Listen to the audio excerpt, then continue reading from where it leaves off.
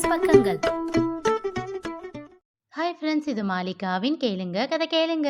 மானஸ் எழுதிய வானவில் நெஞ்சங்கள், அத்தியாயம் 99. இந்த காப்பு என் ஃப்ரெண்ட்ஸ் ப்ரெசன்ட் பண்ணல அண்ணி. சத்யாவை தயக்கத்தோடு பார்த்தவாறே கூறினான் கிரி. தெரியும், யார் கொடுத்தா? அவள் கேட்டதும் அவள் முகத்தை ஆராய்ந்தான் கிரி. அவள் முகத்தில் எந்த கோபமோ கண்டிப்போ இல்லை. தான் சொல்வதை கேட்டுக்கொள்ள தயாராக இருப்பதை போல் தோன்றியது. தன் அண்ணனிடம் பார்வையை திருப்பினான். கையை கட்டிக்கொண்டு அழுத்தமாக அவனையே பார்த்து கொண்டு அமர்ந்திருந்தான் முரளி. மீண்டும் சத்யாவிடம் திரும்பி கூறினான், வேதா அக்கா கொடுத்தாங்க. அவன் பதிலில் பெரியதாக திகைத்தாள் சத்யா. என்னடா சொல்ற? அவ எதுக்காக உனக்கு கொடுத்தா? அவகிட்ட நீ எப்போ பேசின?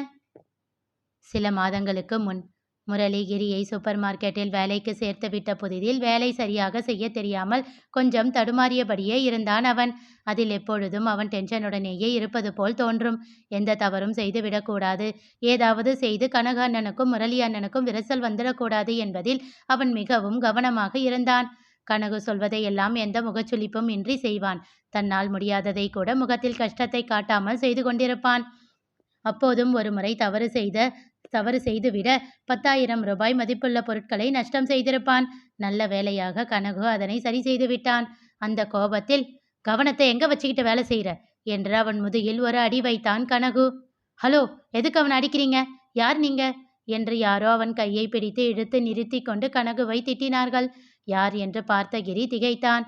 வர்ஷினிதான் கனக வேலை தீயாக முறைத்து கொண்டு இருந்தாள். எதுக்கு இந்த சின்ன பையனை அடிக்கிறீங்க என்றாள் கோபமாக. அவள் பேச்சில் எரிச்சல் கொண்ட கனகு, நீ யாரும் அதை கேட்கறதுக்கு என்றான் அவனும் கோபமாக. அக்கா அக்கா என்று வர்ஷினியை தன் பக்கம் கையை பிடித்து இழுத்து நிறுத்தி கொண்டவன், அண்ணா, அவங்க எனக்கு தெரிஞ்சவங்க தான், என் ஃப்ரெண்டோட அக்கா. அவங்களுக்கு நான் இங்கே வேலை செய்கிறது தெரியாது, அதனால தான் உங்ககிட்ட கோபப்படுறாங்க. நீங்கள் போங்க அண்ணா என்றான் அவனிடம். அதெல்லாம் சரிதான், ஒழுங்கா வேலையை பார்த்து செய், இல்லைனா உன் அண்ணங்கிட்ட சொல்லிடுவேன் என்று மிரட்டிவிட்டு சென்றான். கிரி கோரியதில் திகைத்து நின்ற வர்ஷினி அவனிடம் கோபமாக கேட்டாள், என்னடா சொல்ற? நீ இங்க வேலை பார்க்குறியா? ஏன் காலேஜுக்கு போனியே, என்ன ஆச்சு? அக்கா, அது ஒரு பெரிய கதை, அதை விடுங்க. நீங்க எங்க இங்க? பாட்டி கொஞ்சம் திங்ஸ் வாங்கிட்டு வர சொன்னாங்க, அதுதான் வந்தேன். முதல்ல சொல்லு, என்ன பிரச்சனை? பிரச்சனை இங்க இல்லை, காலேஜில் தான். அதனால அண்ணா என்னை இங்க கூட்டிகிட்டு வந்துட்டாரு. இந்த ஒரு வருஷம் வேலை செஞ்சதுக்கு அப்புறம் அடுத்த வருஷம் மறுபடியும் காலேஜில் சேர்த்து விடுறேன்னு சொல்லிட்டாரு. என்னடா, உங்க அண்ணன் என்ன விளையாடுறாரா? ஒரு வருஷம் வீணா போகும்டா. விடுங்கக்கா, காரணம் இல்லாம அண்ணன் எதையும் பண்ண மாட்டாரு. ஆமா, நீ காலேஜில் என்ன பண்ண இப்படி அவர் கோபப்பட்டு கூட்டிகிட்டு வர்ற அளவுக்கு? அவனோ என்ன நிகழ்ந்தது என்பதை உரைக்காமல் தன் மேல் சுமத்தப்பட்ட பழியையும் அதற்கு முரளி அழைத்து வந்து விட்டதையும் பற்றி கூறினான். அதில் கோபம் கொண்டவள், உங்க அண்ணன் என்ன லூசா என்றாள் காட்டமாக. அவள் முகத்தில் தெரிந்த கோபத்தில் ஒரு நொடி கிரியே பயந்து விட்டான். அக்கா, இப்போ எதுக்கு இவ்வளவு கோபப்படுறீங்க? நிஜமாவே உங்க அண்ணன் என்ன லூசாடா? அக்கா, பார்த்து பேசுங்க, எங்க அண்ணன் அப்படியெல்லாம் சொல்ல உங்களுக்கு ரைட்ஸ் இல்லை. பின்ன என்னடா, இன்னும் அசிங்கமா வருது என் வாயில. உன் மேலே போய் இப்படி ஒரு பழிய போட்டா, உன் கூட 4-5 தடவை பேசி பழகி இருக்கிற நானே நம்ப மாட்டேன். அந்த ஆள் அதை நம்பிக்கிட்டு கூட்டிகிட்டு வந்துடுவாரா? அவள் வார்த்தைகளில் கோபம் கொண்ட கிரி, அக்கா, என் அண்ணனை மரியாதை இல்லாமல் பேசுகிற வேலையெல்லாம் வச்சுக்காதீங்க என்று சொல்லிவிட்டு அவளை தாண்டி சென்றான். அவன் கையை மீண்டும் பிடித்து நிறுத்தியவள், எதுக்குடா இவ்வளவு கோபப்படுற என்றாள். பின்ன என்னக்கா, எதுக்கு அப்படி பேசுறீங்க? சரி, நான் இனி அப்படி பேசல. சரி சொல்லு, அவன் ஏன் உன்னை நம்பினாரு? யார் நம்பினாலும் அவர் உன்னை நம்பி இருக்கணுமா இல்லையா? அவர் நம்பினாருன்னு யார் சொன்னா உங்களுக்கு? எங்க வீட்டில் இது வரைக்கும் யாரும் நான் தப்பு பண்ணதான் நினைக்கல, நம்பவும் இல்லை. ஆனா அண்ணன் எதுக்கோ நான் இங்க இப்படி வேலை செய்யணும்னு நினைக்கிறாரு. அவர் கண்டிப்பா தப்பான முடிவு எடுத்திருக்க மாட்டார். அதனாலதான் அவர் சொல்றத அப்படியே கேட்டு நடந்துக்கிறேன், அவ்வளவுதான் என்றவனை சில நிமிடங்கள் இமைக்கவும் மறந்து பார்த்து கொண்டிருந்தாள் வர்ஷினி. என்னக்கா இப்படி பாக்குறீங்க? பெரிய விஷயண்டா, உன் வயசுல இவ்வளவு மெச்சூரிட்டி என்று அவன் தோளில் தட்டினாள். என்று நொடித்து கொண்டவன், நீங்க தான் மெச்சிக்கணும். எங்க வீட்டில் நான் இன்னும் வளரவே இல்லை அப்படின்னு சொல்லுவாங்க என்று சொல்லி சிரித்தான். அவளும் சின்னதாக புன்னகைத்தாள். கஷ்டமா இல்லையா உனக்கு என்றாள் அவன் கைப்பிடித்து. ஃபர்ஸ்ட் அப்படிதான் இருந்தது, அப்புறம் பழகிடுச்சுக்கா என்று சொல்லி அவன் சிரிக்கையில் அவள் முகத்தில் வேதனை படர்ந்தது. அதனை கண்டு ஆச்சரியம் கொண்டான் அவன். எனக்கும் இவளுக்கும் என்ன சம்பந்தம்? எதற்காக நம்மேல் இப்படி ஒரு பாசம் என்று எண்ணி வியந்தான். அதன் பிறகு அவள் கேட்ட பொருட்களை எல்லாம் வாங்கி கொண்டு சென்று விட்டாள். அது அவள் நவநீதனை காதலித்து அவன் சம்மதத்தை பெறுவதற்காக காத்து கொண்டிருந்த நாட்கள். இதை பற்றி கிரி அறிய மாட்டான். அடிக்கடி பொருட்கள் வாங்க வருகையில் கிரியை பார்த்து பழகுபவள் அவர்கள் வீட்டை பற்றி கேட்டு அறிந்து கொள்வாள். அவனும் மிக சாதாரணமாகவே அனைத்தையும் கூறுவான். அதன் பிறகு கொஞ்ச நாட்கள் கழித்துதான் நவநீதன் காதலுக்கும் சம்மதம் தெரிவித்தான். அதை பற்றியும் கிரி அறிய மாட்டான். பெரும்பாலும் அவள் மாலை வேளைகளில் வீட்டுக்கு வருவதால் கிரி அப்பொழுது கடையிலேதான் இருப்பான். அதனால் அவன் வீட்டில் வைத்து வர்ஷினியை பார்த்ததே இல்லை. அவள் கடைக்கு வரும்பொழுது மட்டும் பார்த்து பேசி பழகி கொண்டிருந்தான். அவளோடு வரீஷும் வருவான். அவனுடனும் சகஜமாக பேசி நட்பை ஏற்படுத்தி கொண்டான் கிரி. அதன் பிறகு சில மாதங்கள் கழித்தே வீட்டில் பிரச்சனை ஆனது. அப்போதுதான் நவநீதனையும் வர்ஷினியையும் பற்றி அறிந்தான் கிரி. அவன் மிகவும் வருத்தம் கொண்டான்.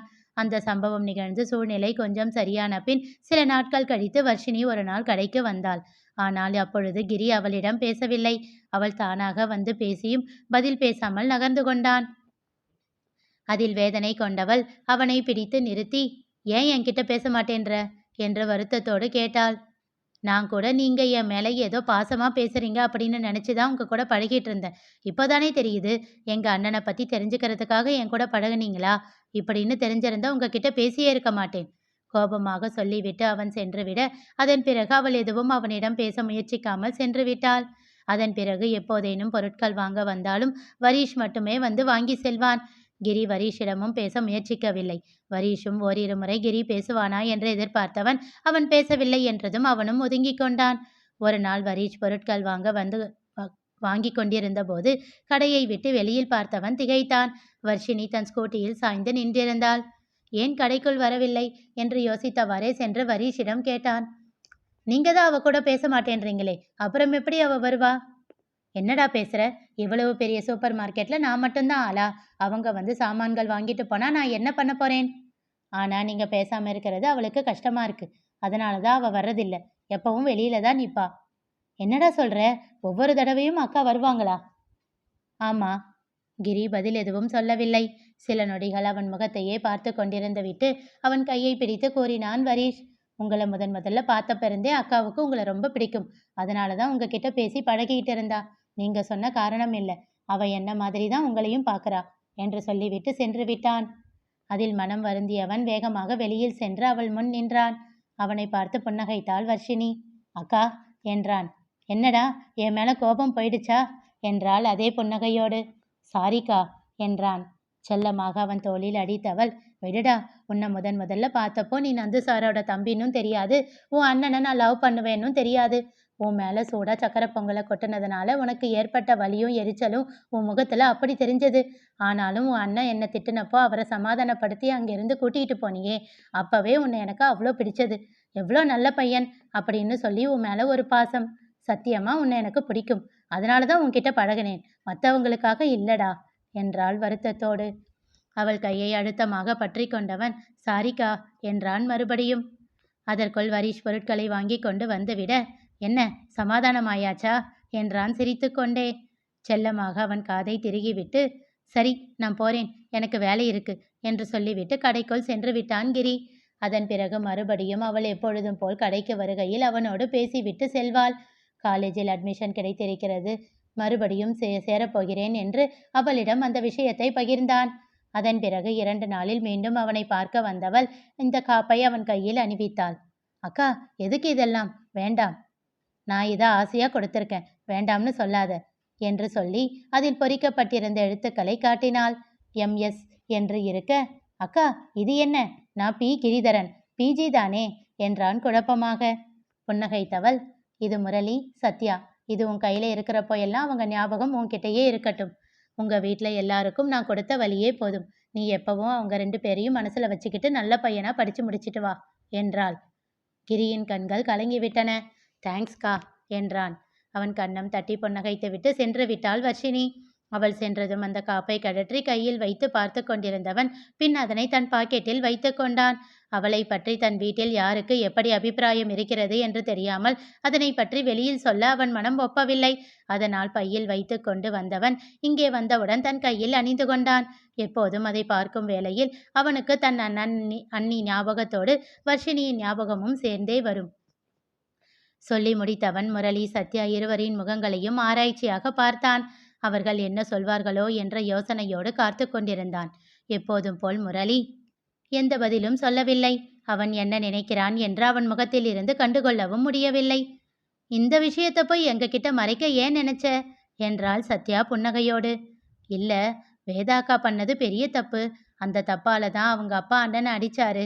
அதனால உங்க எல்லாருக்கும் அவங்க மேல கோபம் இருக்கும்னு நினைச்சேன். ஓ, சார் அதுக்காகத்தான் எங்க கிட்ட பொய் சொல்ல முயற்சி பண்ணீங்களோ கிண்டலாக சத்யா கேட்டாள்.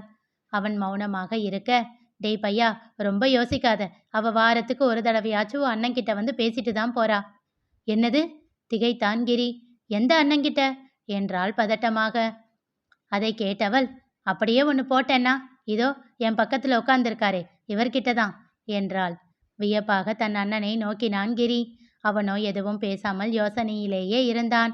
அவன் தோளை பற்றி உலுக்கி, என்னங்க என்று அழைத்தாள் சத்யா. ஆ, என்னம்மா என்றான் அப்போதுதான் யோசனையில் இருந்து தெளிந்து. அண்ணா, என் மேல கோபமா? நான் அவங்க கிட்ட பேசுறேன்னு கிரி தயக்கமாக கேட்டான். இல்லை என்பதை போல் தலையசைத்தான் முரளி. அவன் மனதில் ஏதோ சிந்தனை ஓடிக்கொண்டிருப்பதை உணர்ந்த சத்யா, டேய் பையா, நீ அதெல்லாம் எதுவும் யோசிக்காத. அவர் தப்பா எடுத்துக்க மாட்டார். நானும் கோபப்பட மாட்டேன். சரியா? அவ பேசுனா நீ பேசு, இல்லனா பேச வேண்டாம் என்றாள். ஓகே அண்ணி, தேங்க்ஸ் என்று சொல்லிவிட்டு மகிழ்ச்சியாக அழைப்பை துண்டித்தான் கிரி.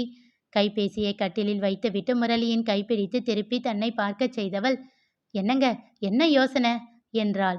சிறு புன்னகை ஒன்று அவன் இதழில் அரும்பியது. எதுக்கு இப்போ சிரிக்கிறீங்க புரியாமல் கேட்டாள் சத்யா. பட்டென்று அவள் கன்னம் பிடித்து அழுத்தமாக அவள் கன்னத்தில் முத்தம் வைத்துவிட்டு உரக்க சிரித்தான் முரளி. இனி நிகழப்போவது என்ன தெரிந்து கொள்ள தொடர்ந்து கேளுங்க. கதை கேளுங்க. மீண்டும் சந்திப்போம்.